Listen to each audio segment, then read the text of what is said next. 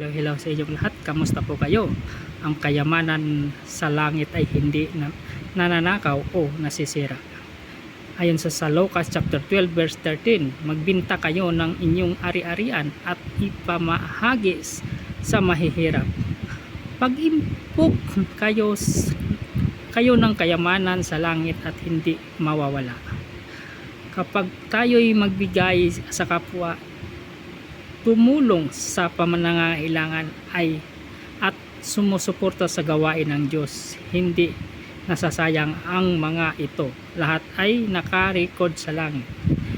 Ang pamumuhay para sa Diyos ay nagbibigay pagtulong at sa mga kapuspalad, sa mga mahihirap, sa mga balo at mga ulila.